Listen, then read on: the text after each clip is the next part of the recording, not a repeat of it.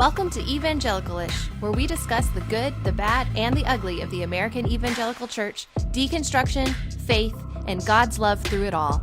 Join us for these episodes live on our Evangelical-ish YouTube page on Wednesdays at 9 p.m. Eastern, 8 Central, and 6 o'clock Pacific. Let's journey together.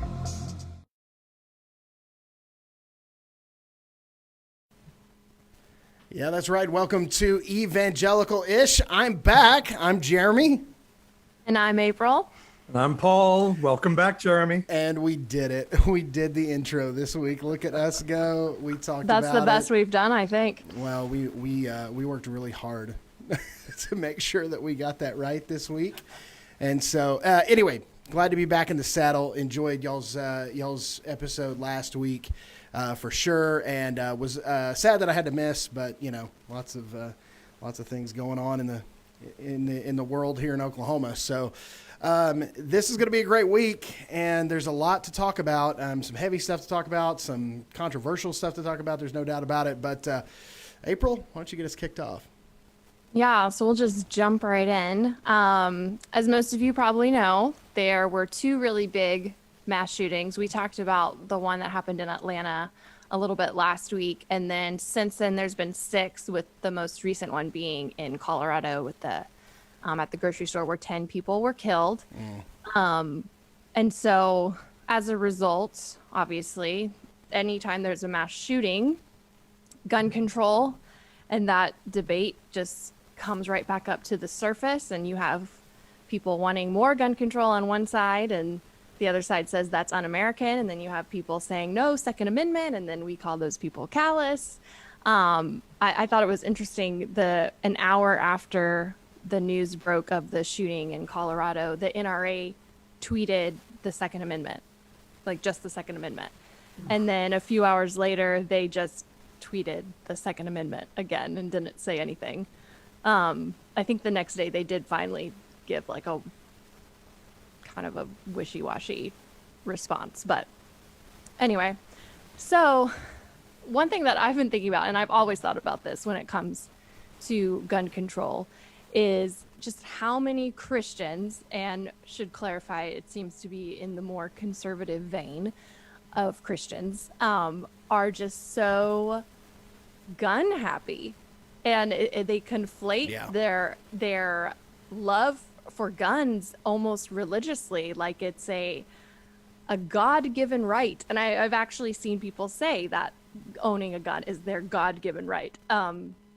So yeah, I would love to know what you guys think. I know I grew up in Texas, and if you breathed, you owned a gun, pretty much was what it was like there. So yeah, I mean, I'm not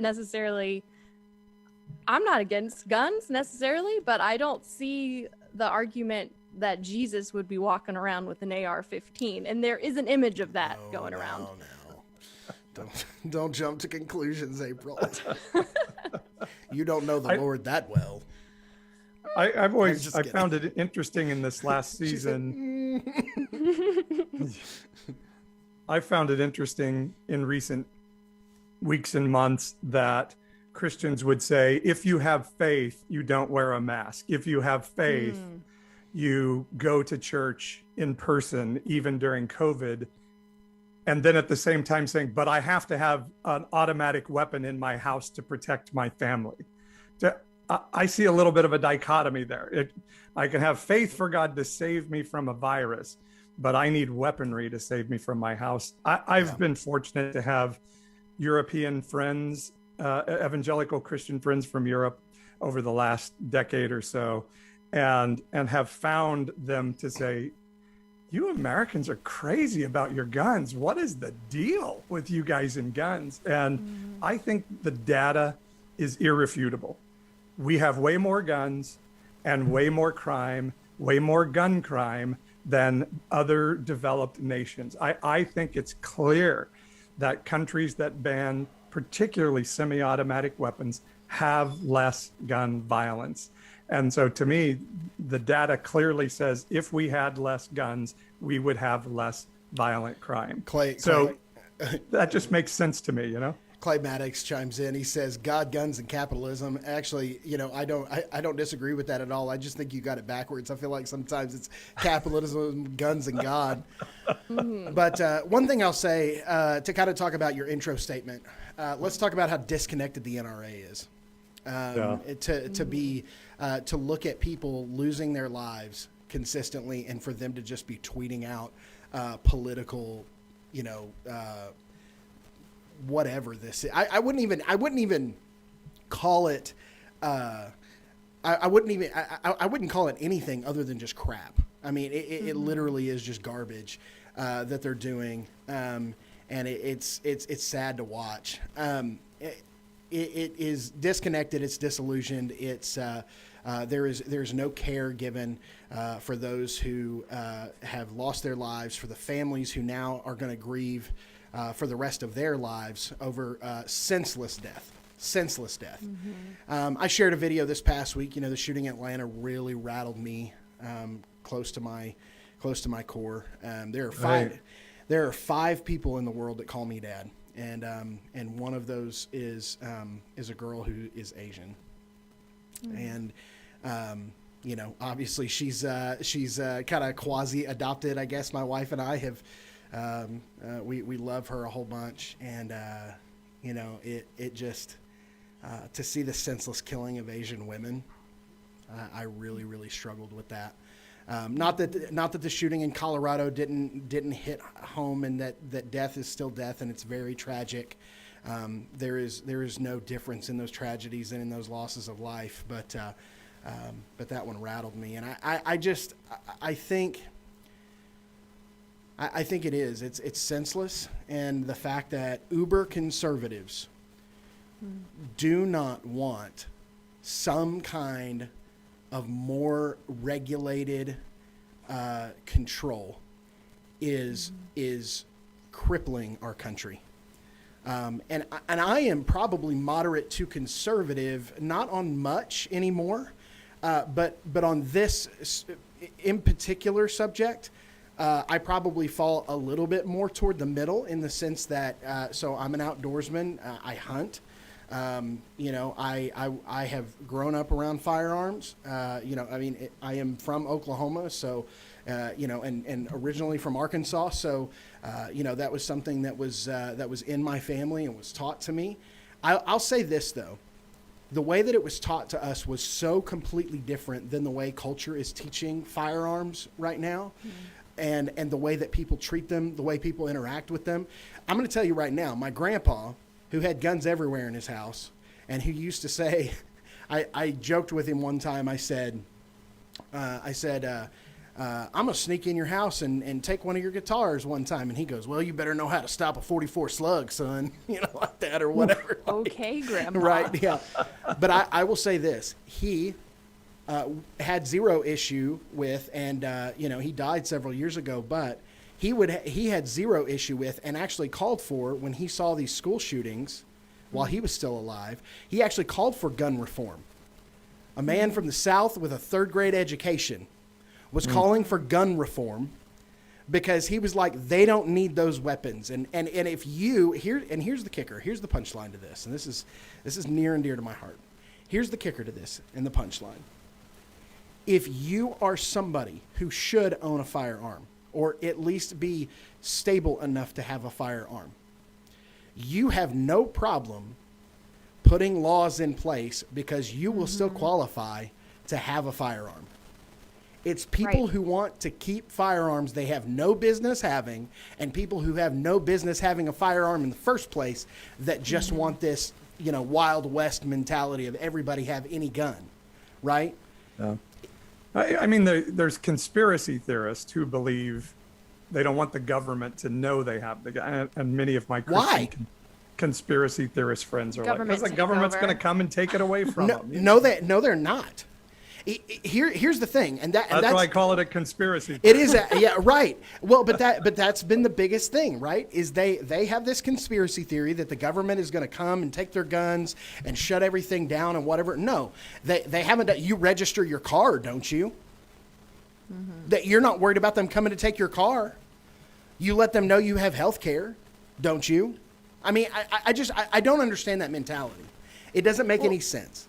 They use the slippery slope argument of, well, they take this is just the start, and then next thing you know, they're taking all your guns and government's going to take over and China's in control. Like, I've seen that. So I hate the slippery slope argument, just for the record, but I don't understand how anyone could not be against banning assault rifles.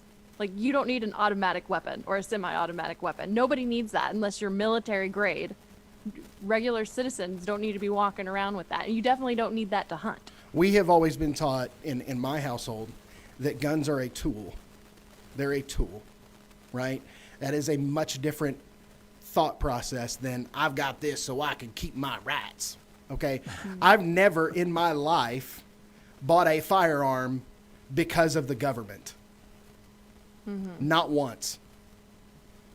And I love to have that Second Amendment discussion with people, and they say, well, the government can't stop us from having any weapon. And I'm like, an atomic bomb? A bazooka? Can your neighbor have a surface-to-air anti-aircraft? You own a tank? Where is your tank?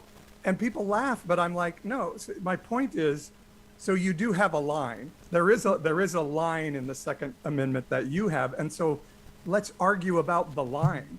And I'm saying a weapon that has no purpose other than to kill many human beings in a few seconds, no household should have that.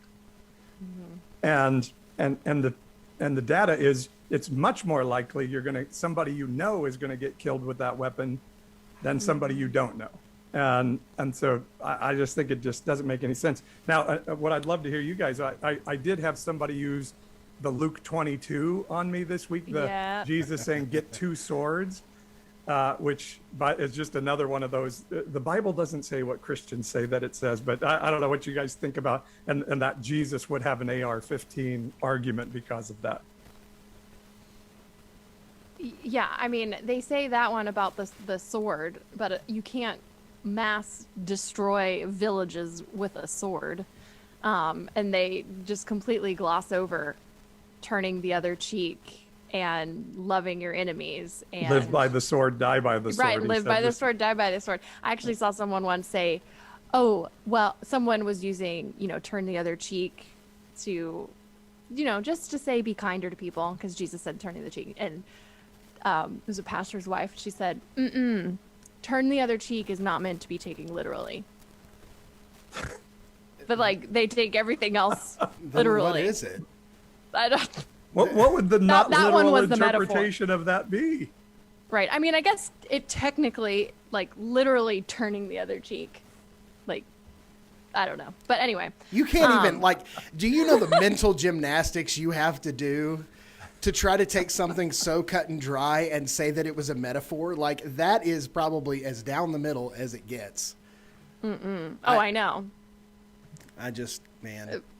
The other thing I've been thinking about this week, and when I heard about the Atlanta shooting, and now we have the Boulder shooting, that's not a young Christian man, so but I immediately thought, I'll bet it's a white Christian man. And again, it's we've been talking about the way the church handles sex and sexuality and shame, and here's a young man that grew up in a Baptist church, playing percussion in a worship team and feeling massive amounts of shame around whatever his sex struggles were, calling himself a sex addict, going even to clinics for help with a sex addiction. And again, I look at this and say, are we not concerned that we carry great potential to radicalize people with the shame that we heap on them around things like sex? So that this young man felt like, well, I can't stop sinning, so it would be better that I go shoot these women and kill them to take away the temptation. I continue to say, guys, we've got to look at what we're doing and what we're heaping onto our people. Yeah, well, part of the argument that I've seen in support of keeping all these guns is that the only thing stopping a bad guy with a gun is a good guy with a gun. And so they just, because I guess they think if you make it harder, then they'll just find it through illegal means. But I know the Colorado shooting. So this is the part that's interesting. He has a prior. He was convicted of assault in 2018, and he bought the gun that he used just like a week ago. He bought it on March 16th or something, legally.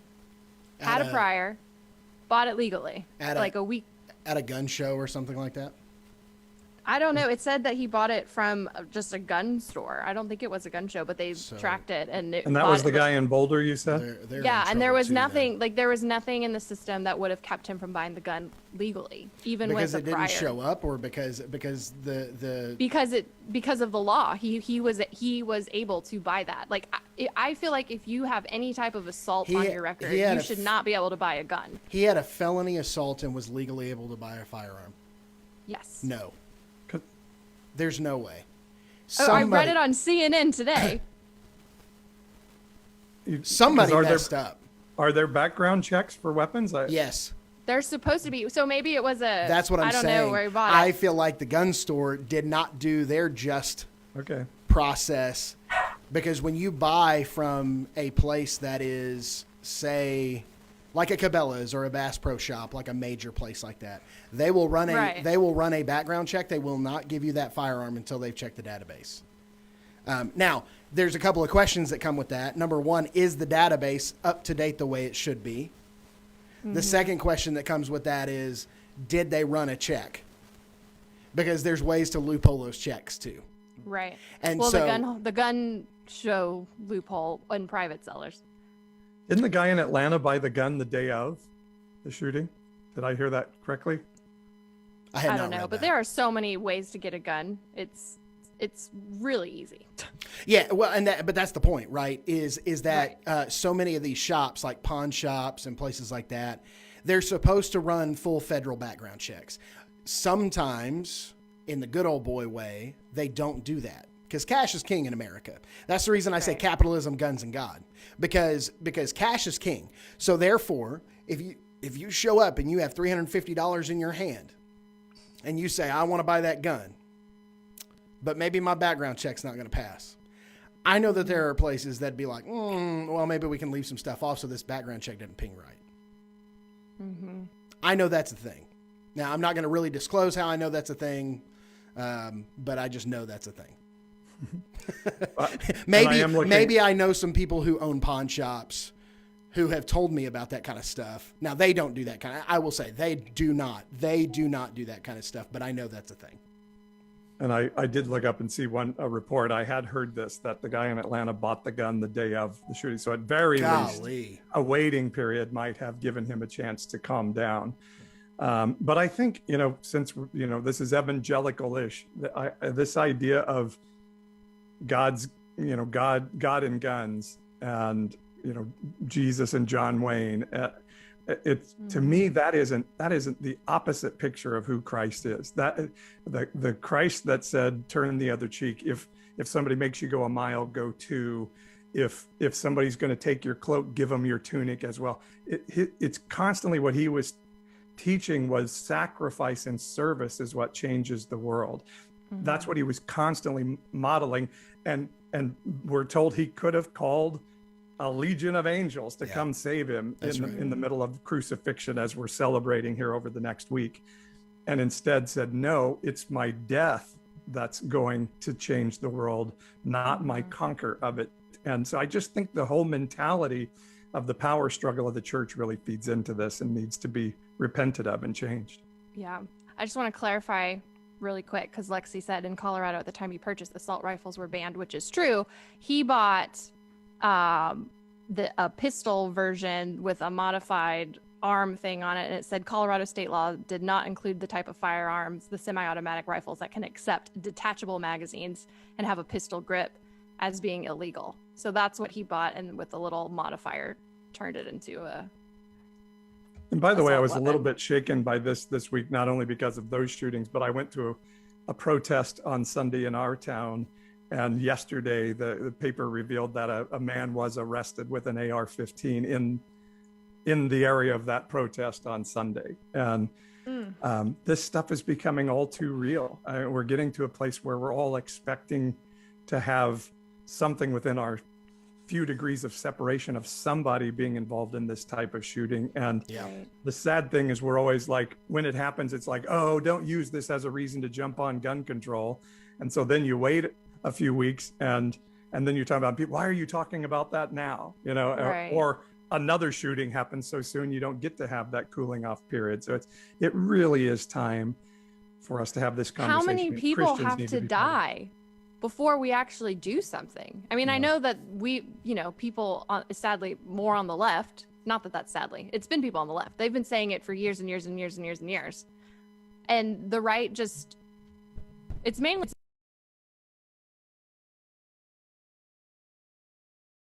people are literally dying. And these are the same people that claim to be pro-life and claim to love everybody and claim that all life is sacred. And yet they would rather see people die so they can keep their guns.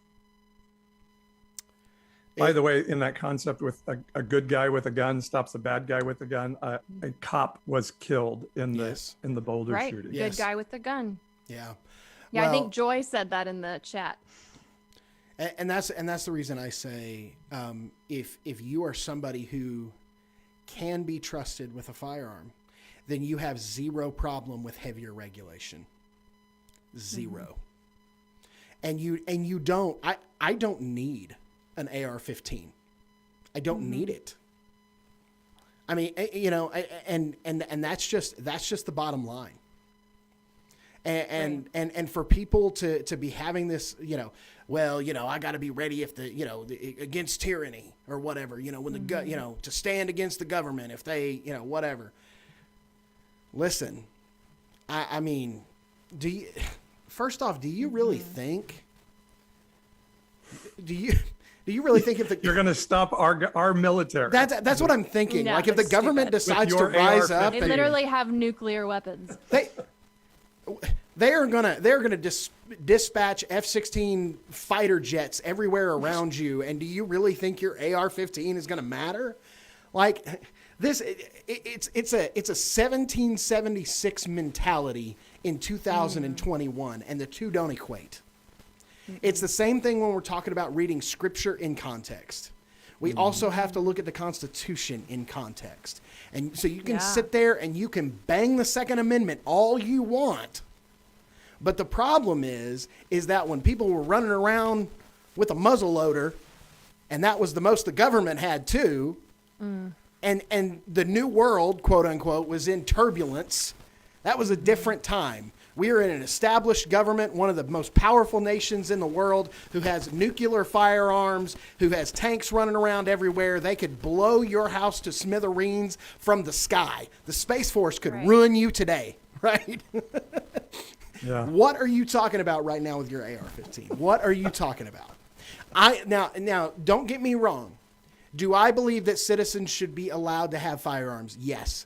Do I believe that being an outdoorsman and hunting is a good thing and teaching our kids firearm safety is important? Yes. So that is probably where I fall more toward the middle than maybe you two or even a lot of folks who are listening. But the place I bring it back is that if you are safe with a firearm, you have zero problem with sharpened regulation in our country because we're not defending ourselves against a tyrannical government anymore. That's nuts. Right. And I'm tired of that argument. It's sick. I think it's part of the slippery slope argument and this painting of the left side of the political arena being inherently evil. And somehow this evilness is out to take away all of your rights, your right to bear arms, your right to freedom, to worship, to, whatever they tell themselves. And in reality, it's all in moderation. Like, I'm sure there are some extreme leftists that maybe want to just get rid of all guns, but I don't know any of them. Everyone on the left that I know is pro Second Amendment, but with gun control, so With that control. we can have right, with control and moderation, like everything in moderation. We shouldn't be one way or the other. Lori says she throws in a good chat, which by the way, I think Lori said earlier she found our podcast. Yes, she found our podcast last week and has binged them all. So Lori, thank you so much. Nice. But she Thank you. throws in a really, really good comment. She says, the same people who don't want gun control are the same people who are mad about reduced military spending. Ooh, that's so true. Let that sink they're in. also the same people that are pro-military. Like, Yes, I need to be prepared to defend myself against the government. they're the same But people these that colors are won't pissed run.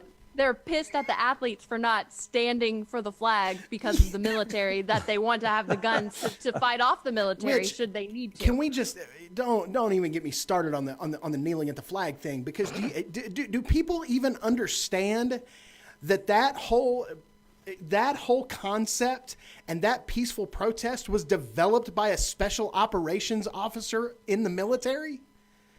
That Colin Kaepernick went to a man who had served in Iraq and said, how can I peacefully protest and not be disrespectful? And that is what they came up with together? Yeah. I know. It's really, Stop it. it's so stupid. All And those I- people that are like, I kneel for the cross. I stand for the flag. And I keep going back to, Jesus Christ is the guy we're supposed to be following and emulating. So how did he walk this out? The Pharisees were convinced they had to get the Roman government overthrown and out so that God's plan could succeed on earth. And Jesus was like, that Roman government's insignificant. Walk the kingdom out and good things are going to happen in the land, Yeah. and God's plan will prevail. And so this toxic nationalism, this toxic masculinity is stuff we carry in the church that just, I think, leads us to these places of being anti-government, anti-tech. And so, of course, we have to have an AR-15 because I've got to keep Barack Obama from coming in my house and eating my children. I mean, all this Barack crazy Obama. stuff Thanks, Obama. is what's is what's being fed out of all of this, and it's time for us to come out of all of those mindsets. You mentioned John Wayne earlier. I've been reading Jesus and John Wayne, and I think part of the main problem with this idea that Jesus is this, I've seen people like, well, my Jesus is a roaring lion, not a meek little lamb.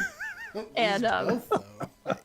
I know, but you see these images of Jesus carrying an AR-15, like unironically, seriously, and they're like, oh, well, Jesus flipped tables when they're talking about war or drone strikes, and I'm like, flipping a table didn't kill anybody.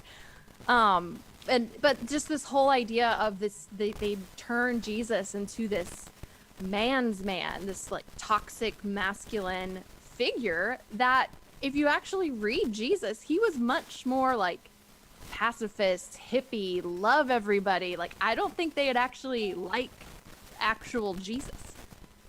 Well, I've said And flipping over the tables was not an attack on his enemies. It was an attack against his own religious people and what they were his any of his masculinity that was displayed in anger against those that oppressed the marginalized and religious people that put religious bondage on people. So I don't think ever once he said, yeah, let's go get our enemies and destroy them. That's a great idea. Well, I think at the end of the day that it's important to remember things through the lens of Jesus, and that there are times for righteous anger, there are times for the soft hand and love and all of those things. But I can't get with you if you're saying that Jesus would run around with an AR-15 and love thy enemies but mow them down. Like, I just don't see it. And so. But the problem is that it continues to swell in our country. Mm-hmm. It is the argument of convenience. I will take each situation and I will apply it the way that best fits. There's no common sense. There's no open thinking and dialogue. None of that. I'm going to take this and I'm going to apply it into my worldview. I'm not going to allow each situation to shape my worldview, and I'm not going to take each thing as it comes and evaluate it open-mindedly. I'm going to take it and I'm going to place it in my worldview, and I'm going to make it fit my narrative. That's what the church has done. That's what America has done. I think both sides at times have been absolutely guilty of that. I think we don't need to make America great again. We just need to make America about some common sense. People need to, first off, because America's never been great, but you can quote me that. But listen, we just need common sense thinking. We need open-minded thinking. We need open dialogue and civil discourse in our country. And if those things would start to happen, and instead of taking each situation and plugging it in to fit our narrative, instead of taking each situation, learning from it, and allowing to create our worldview, we would be in a much better place if we would start doing that. Well, because we've just made God in our image instead of trying to emulate who he is. Yeah. It's good. And by the way, they had the choice of the zealot warrior or the servant Jesus in the Bible, and they chose the zealot warrior then, and I assume we would choose the zealot warrior. We would choose Barabbas again today, wouldn't we? Yeah. Oh, yeah. No doubt. All right. All right. Well, any other thoughts on gun control before we talk about a less, I don't know, just a more fun topic? It was a hell of a topic. That's all I know. Now, Paul. Okay, Paul, I'm pitching it to you. since Okay, you're the I one didn't know that- if we had a little break. in Oh, there. well, Sorry. yeah. No, is there a break? We got a mid-roll. I was just... Oh, Oh, I didn't know see? there was like an awkward pause. I was Hit just... it, Jeremy. Yeah, let's run to a break, and then we'll come to the other side. Yeah. Cool. Are you loving...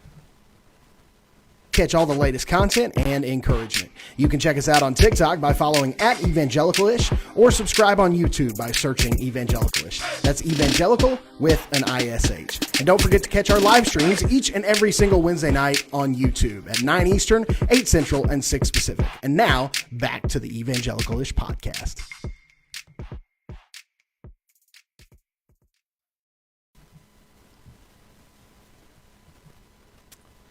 Welcome back into Evangelical-ish. Glad you guys tuned in for an extended first segment and, something so important and timely that we could talk about current events-wise, but a good way to challenge evangelicals and just folks in general, I think, with that conversation. So super grateful for your comments, super grateful for, man, it just seems like folks just keep tuning in and more folks keep coming. It's not like, man, we just get to see our family each and every single week right here, and we're super, super grateful for it. Real quick, Paul, before I toss it to you for the next topic. Okay. Podcast.co/evangelicalish. You can go there, and it has all of the episodes in audio form. You can listen on the media player there. You can download. You can tag the RSS feed over to a third-party app or whatever. And it is coming to all major platforms. So I think it's available. You said it was showing up on Spotify, right, April? It was showing up, but there were some errors. You could download them from Spotify currently. Gotcha. So I assume since they've pushed it to Spotify, it should be available in the next day or two completely just to play off Spotify. But it is there on Spotify, and I guess, all the gremlins in the back are doing their stuff still. So, but being pushed to all major platforms, so it'll be on Google Play, it'll be on Spotify, it'll be on Apple Podcasts. You can subscribe. Please go subscribe. But we're so grateful for those of you who join us live each and every single week and leave comments. We cannot thank you enough for that, and we're grateful for the awesome community that we are building here on Evangelicalish. All right, Paul, that's enough housekeeping. What do you got for us? Well, gall darn it. Oh gosh, golly gee. Gosh, geez whiz. I've been talking about being shadow banned on TikTok for some time, but I finally had a video go viral this week, but it was from the Evangelicalish page. Apparently people like to talk about cussing because last week, and we'll blame it on Rachel since she's not here. Rachel Spears, who's that? That one girl, Rachel, on She TikTok. was in earlier at some point. I don't know if she's still logged on, but she was definitely hanging around at some point. But we talked about how April and her husband Beecher struggle to cuss because they grew up, being told cussing is bad. My wife and I have mastered the skill of cussing, and I actually like to do it, and I like the shock value that it brings in religious people around me. Yeah. But we've had over 150,000 views of a video around talking about swearing. I think, that now talking about Jesus as that masculine, I think Jesus was a carpenter hanging around with fishermen. I think he used salty language. I think he liked to shock the religious guys around him. I understand that people struggle when I say, let me do it here, shit, just to get it out on the table, or an F-bomb or something else, or even if, any of us play music that has those words in it on our TikToks. Question to you guys, would Jesus have, if he were on earth today, use a bad word, air quotes, bad word? And where are we on swearing? Does it hurt our witness to the world? I've got that a lot. Like, don't cuss, it'll hurt your witness. Don't. And I obviously am terrible at cussing. I'm working on it. Mom, if you're watching or listening, you can stop now. My mom does not like cussing. I got like a semi-lecture last week over it. Oh no. In the best way. She's amazing. I was like, I'll let her have that one pillar. She's deconstructing everything else with us. So I love you, Mom. Anyway, all that to say is, I don't know a single person that's a non-believer or not a Christian that would, if I were to cuss, would think, oh gosh, well, I don't want her Jesus. Like, if anything, I feel like it would make them like me more. I don't know, because then they'd be like, oh, well, she's not a religious, crazy, crappy, hoity-toity person. She's cool and she's down to earth. And I don't know. I feel like Jesus would be who he needed to be with who he was with to just love. And if that love language came out to that person by saying, shit, I got it out there. That is incredible. I know. I'm so bad at it. Just trying to like. Oh, my wow. wife is ready to coach you up, April. She says know, she I can need coach you up in lessons. your cursing. Yeah, Yeah, but anyway. my trauma nurse wife can show you how all the words work. I can assure you that. I know how they work. I'm not stupid. It's just like I wasn't getting them calling from you my stupid. brain. You said know how they work. There was still a pause before you let it out, though. I know. I just. Yeah, you say you know how they work. Actions speak louder than words, my friend. It's fair. It's fair. To me, there's no word that's inherently bad. So I have been taught, you guys may know differently, but I've been taught that when Jesus said, I think in Matthew 21, that if you call your brother Raka, you've heard it say don't murder, but I say if you call your brother a fool, and the word was Raka, R-A-C-A, that was the effing asshole of the day, that he said the word Raka, which was a forbidden word of a good Jewish rabbi to speak at that moment. And I think he did it to say, hey, Pharisees, take this. And so there is no, the don't take the Lord's name in vain is not don't use swear words. It is don't use God's name to call curses down on other people. That's why God damn it is, was considered about, because we're not supposed to say, I damn you in the name of God.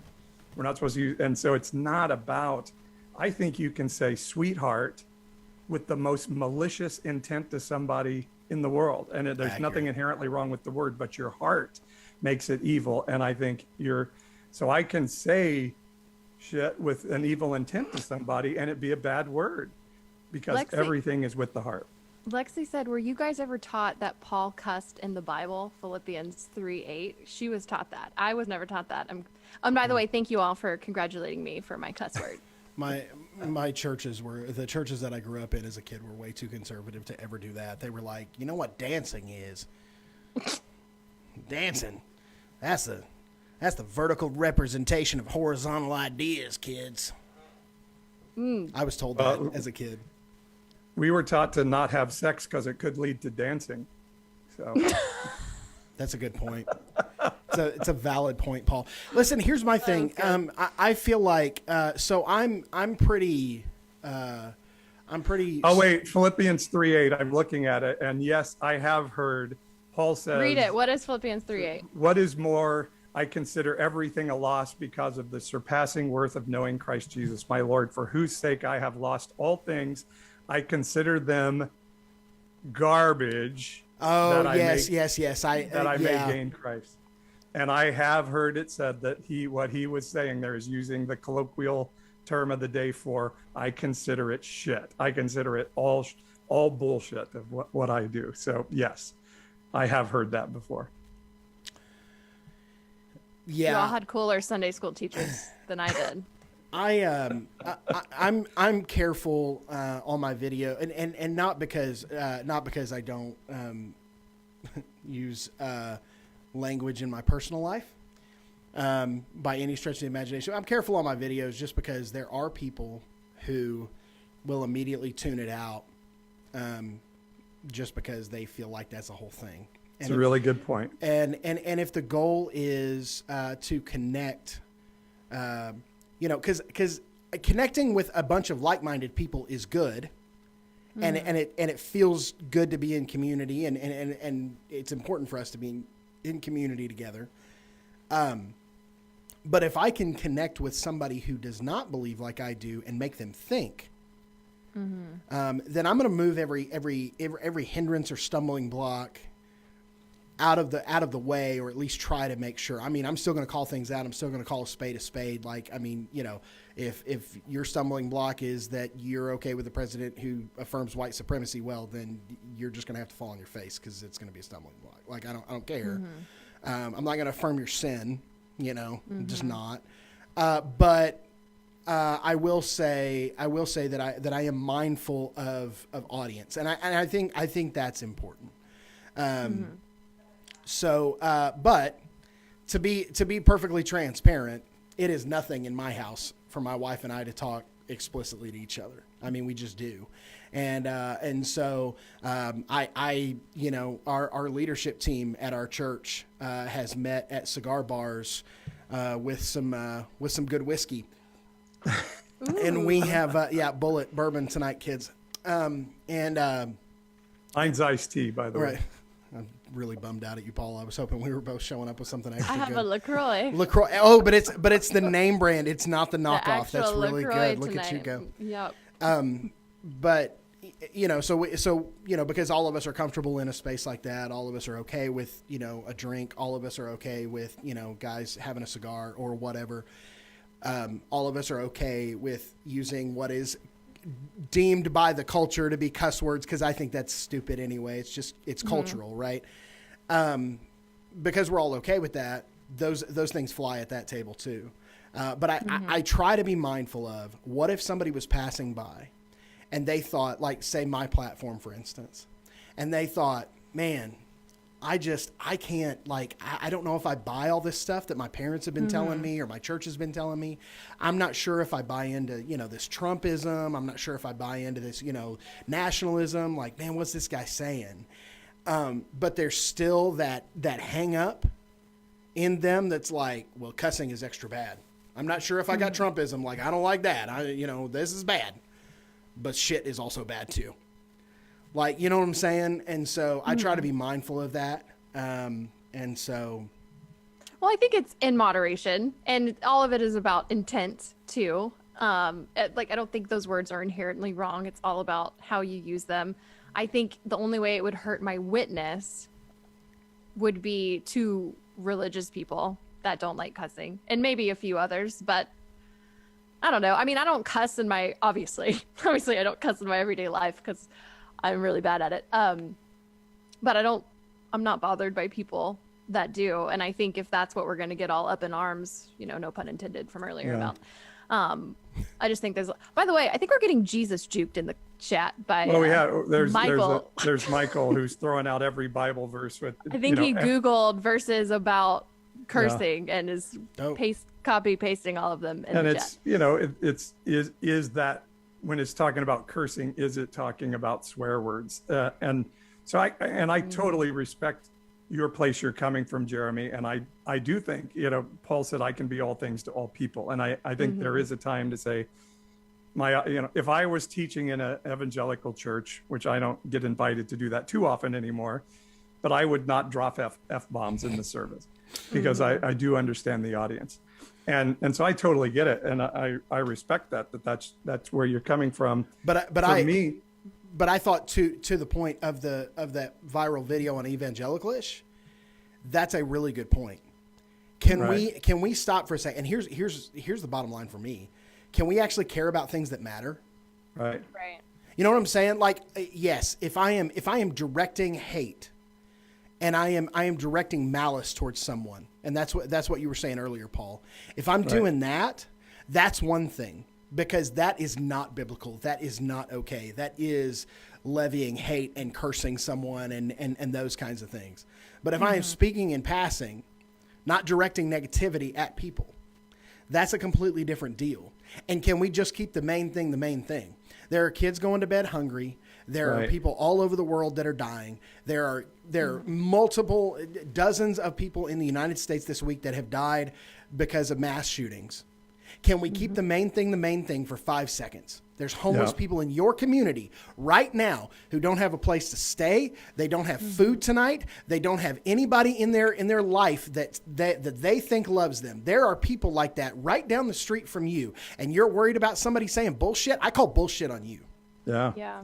That is, we used to call that majoring in the minors. I think the evangelical church is fantastic at, we don't smoke, we don't drink, we don't chew, and we don't date girls that do. And then we just treat the world like shit and call ourselves good and holy. And that's what I'm calling out.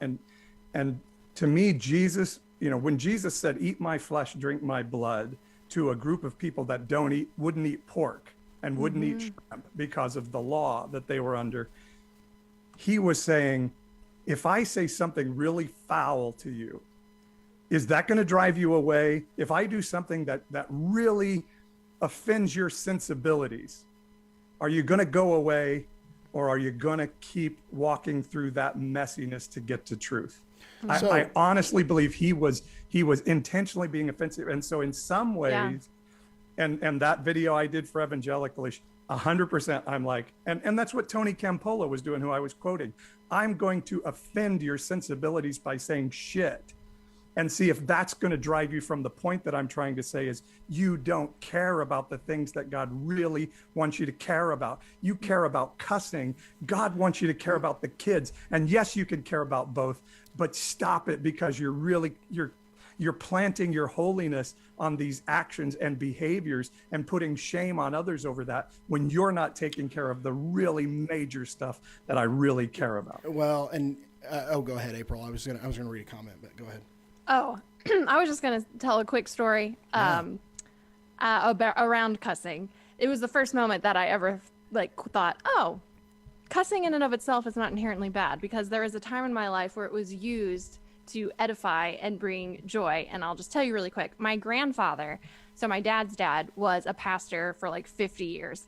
He was the sweetest, kindest man you would ever meet. You never heard him say a bad word, not even just cuss, but just a bad thing about anybody. He was just very loving and kind. And our family was going through a hard time. He had resigned from the pastoring church he had been forever.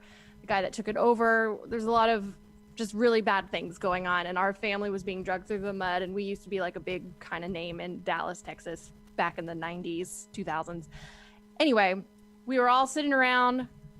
It got really quiet. We were all just really down, and there were legal fees. We didn't know what we were going to do.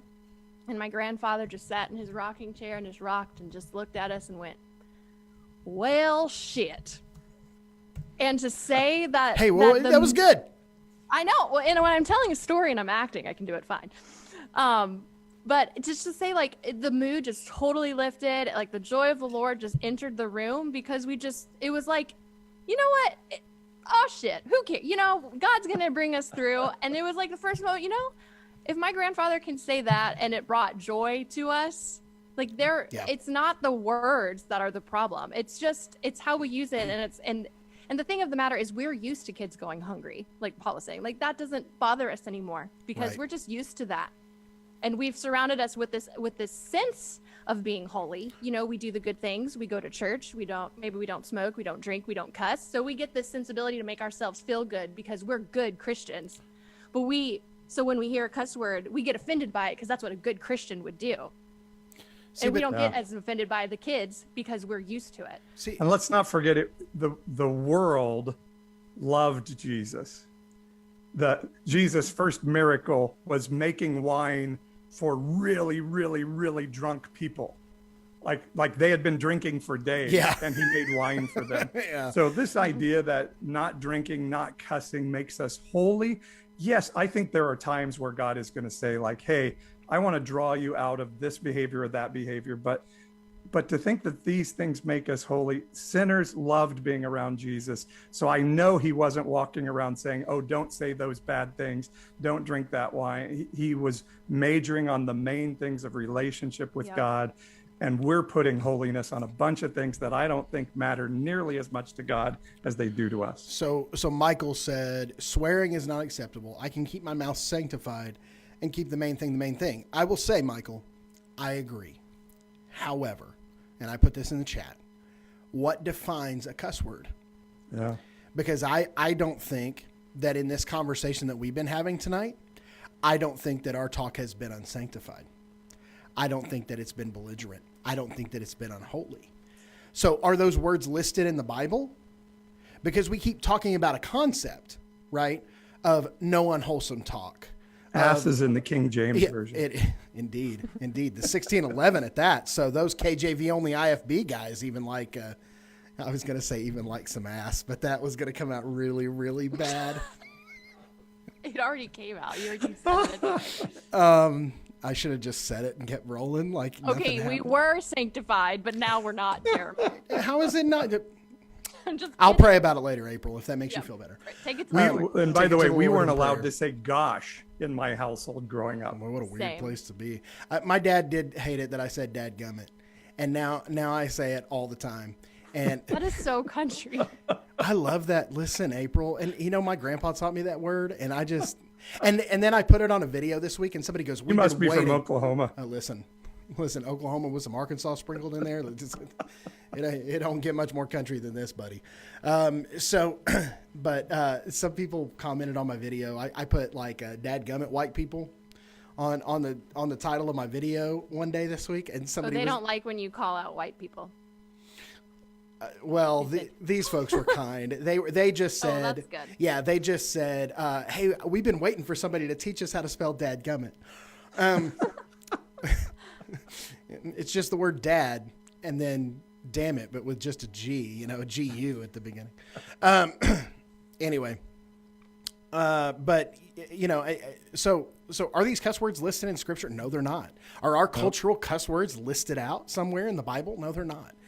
It's the overall idea of hating somebody with your words. It's the overall idea of spewing malice towards someone. That's the bottom line here. Right. And so I think that we need to check our heart. You want to talk about keep the main thing.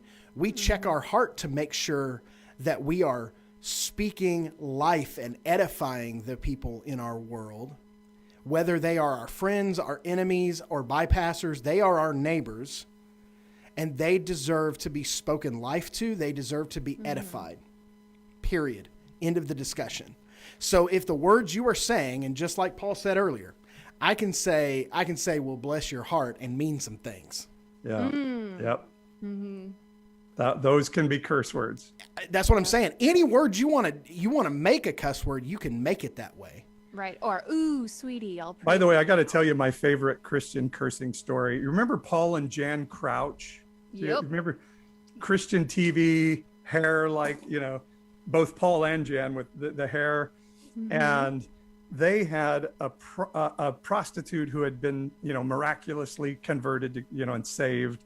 And she was giving her testimony on the show.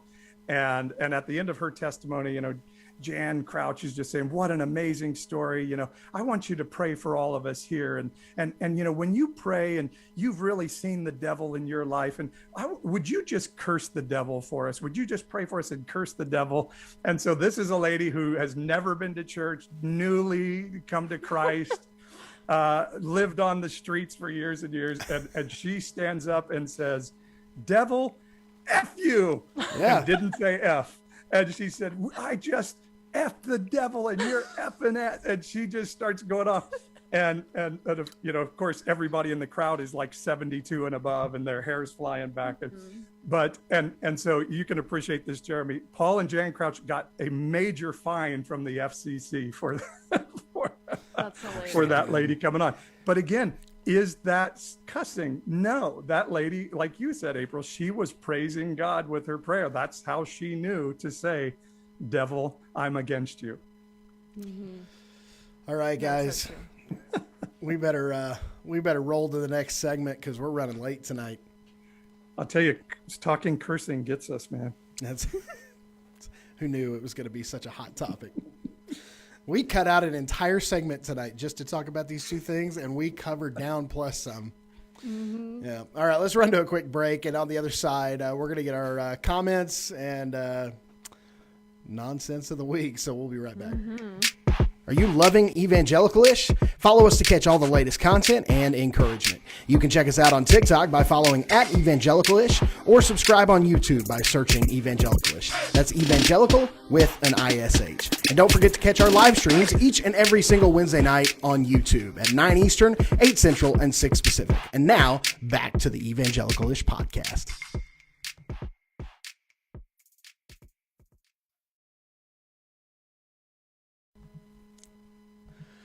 Welcome back into Evangelicalish. Hey, listen, no matter what side of the fence you fall on cussing, we're just damn glad you're here. And I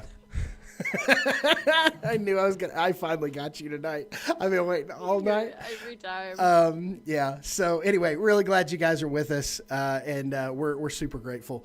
It comes down to my favorite segment of the week every single week. It is comment of the week, troll of the week. For each one of us, and it's been a little bit crazy. By the way, Paul, another housekeeping item. I know you've been having some problems with the TikTok overlords on your original account, old Pastor Paul. So tell us kind of your strategy there, bub. What are you doing? So I've heard so many different ideas of how to get off the shadow ban. It's over 6 weeks now. It's crazy. And so I quit. I signed out on every device from my account for a few days. I'd heard that helps. And so now I've opened a second account, and I'm going to start working from that account, because it must not be me shadow banned if I can get 150,000 views through a post on Evangelicalish. So I think it's your account. They must have just mass reported that one. They must have. So much towards our last segment, it's swearing Pastor Paul. So I am like my new account is swearing Pastor Paul. Well, you're just leaning into this, huh? You're owning it. It's like, oh, I went viral for that. I'm the swearing pastor. And my last name is Swearingen, so I thought, it kind of ties into it a little bit. Yeah, that's better. I mean, so yeah, I'm going to try, using a different account for a while and see if I can move people over and grow that. So we'll see. I keep begging TikTok to, let me know how to fix it, and I'll fix it. But thus far, they haven't let me fix it. Love that. Well, all right. So let's hope that you find the good graces of the TikTok overlords yet again. Yes. And I just noticed somebody stitched me on a video. So. Oh, nice. No, don't watch it. Is it a negative one? These are always fun. Oh, I'm sure it is. He does. By the way, the number of duets we had on the cursing video was I've never seen that many duets on a video before. Was there a great bunch? Video. A lot. Bunch. Yeah. Well, that's exciting stuff. We appreciate you guys for sure. Hanging out and listening to the content and growing the community. That's always good. So, all right, let's get into it. Crazy comment of the week. Always some good ones. I've got a doozy this week, as I'm sure you guys do. And so, April, let's get yours first. Sure. I had a lot to choose from this week. I replied to a few already. So I made a video just singing a little song that I was Christian, barely hanging on because of all the racist, sexist, hate, QAnon, whatever, little clap. Yeah, well done, by the way. Thank you. Yeah, it was good. It's good times. So a lot of people didn't like that. Like, oh, well, you're not a Christian. Cool. Of course they didn't. Some guy stitched me. So this is a comment on a guy that stitched me. And I looked at this guy, and he's like super ultra Trumpy, very conservative. And like in his little caption of his video, this is not the comment. He's like, "No, you're not a Christian. Repent." Anyway, oh, in his video, he was going off that I couldn't be a Christian because I had pronouns in my bio. So, anyway, okay. So I try to pick funny comments because I get a lot of really mean ones, but they're not fun. So this one is just kind of like meh. So this lady commented on his video about me. "Yes, sir.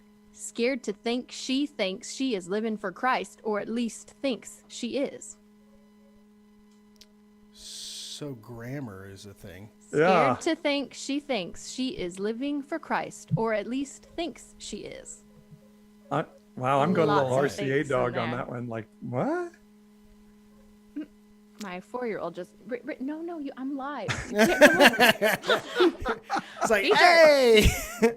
I'll come say goodnight in a second. Love that. Love that. That is I'm a mom, that is 2020 so- right there in a nutshell. Yeah, that's Jeremy, what's your comment this week? Oh, so mine was on my video about Stop Asian Hate, and get a comment chiming in. Of course, a contentless page with the profile picture being of a Jeep.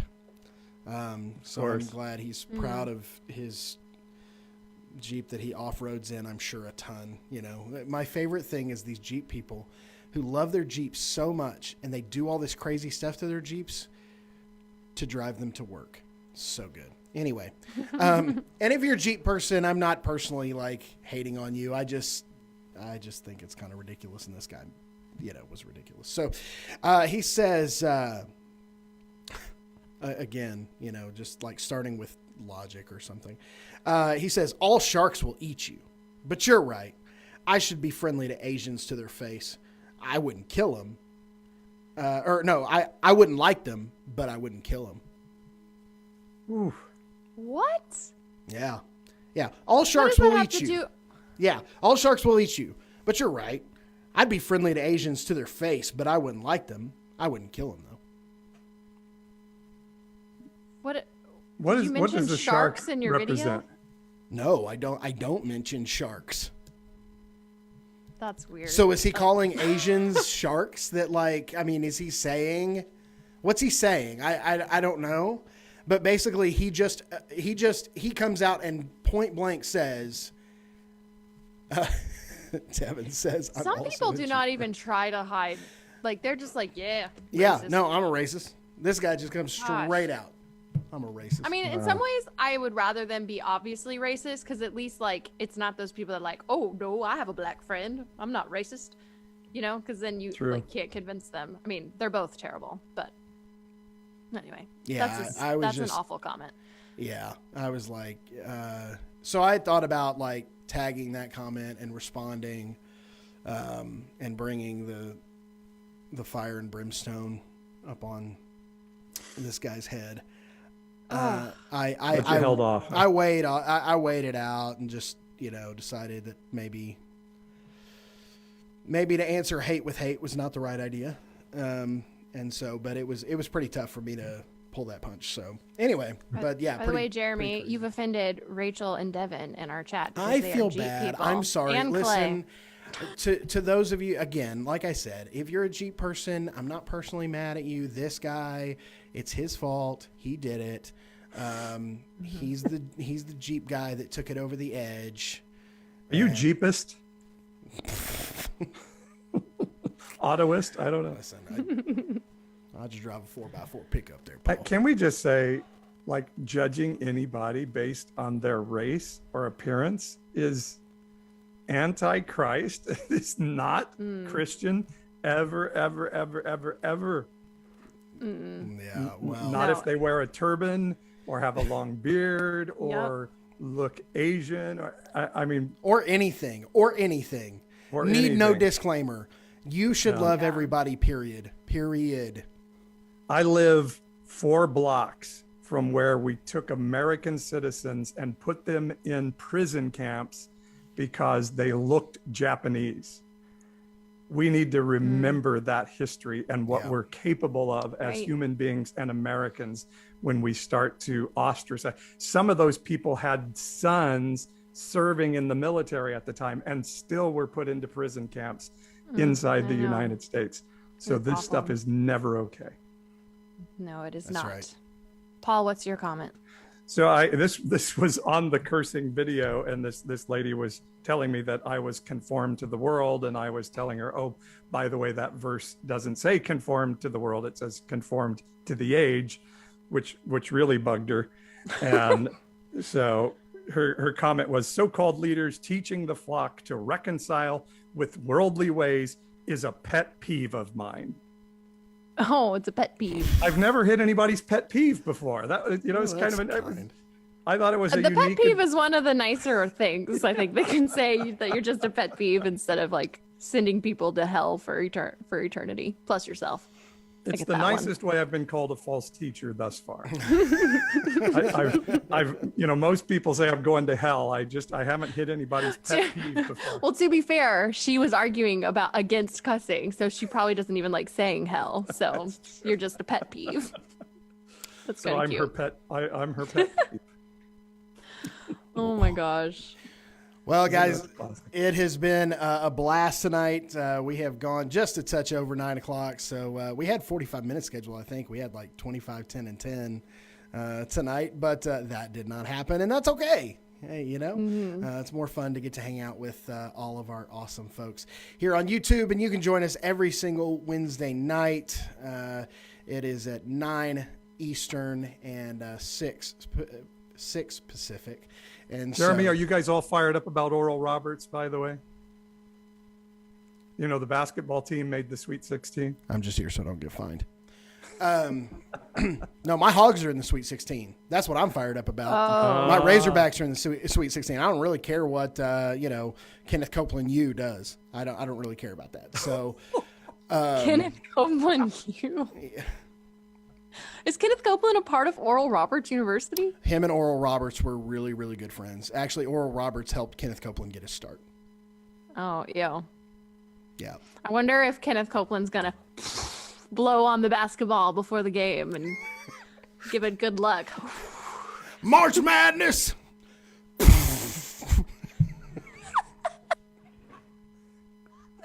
This is the part of the night it just gets stupid. Yeah, we're just getting crazy. Anyway, so we appreciate you guys hanging out with us tonight. The Hogs are in the Sweet 16. So, again, Kenneth Copeland University is. Listen, here's the deal. Here's the deal. I'm excited for the kids because I'm sure, I'm sure that, the guys on that basketball team, it's a Division I school, they're a liberal arts school. Like, I'm sure that they're not like all 110% bought into some wackadoodle theology. So, I mean, that's great. And they're a fun Cinderella. Like, I get that. But no, I'm not a fan of Oral Roberts and the things that they stand for as an institution. But you know what? Kids are kids. Basketball's basketball. Let's keep in mind that Division I basketball, no matter what school it is, it's just kids looking for an opportunity to play. And so got to be proud of those kids getting an opportunity. But my Hogs are in the Sweet 16, so I'm all good. Can we get one more Copeland impression before we leave? March Madness 21. All right, guys, we love you. God loves you, and love God and people passionately. No strings attached. For April and Paul, I am Jeremy. We will see you guys next week. And don't forget Thanks for the duet, Becky. and don't forget to go to podcast.co/evangelicalish, and you can download episodes from there or find out which major platforms that the podcast is on, as it is going to be rolling out to all major podcasting platforms. And so anyway, we will see you guys next week.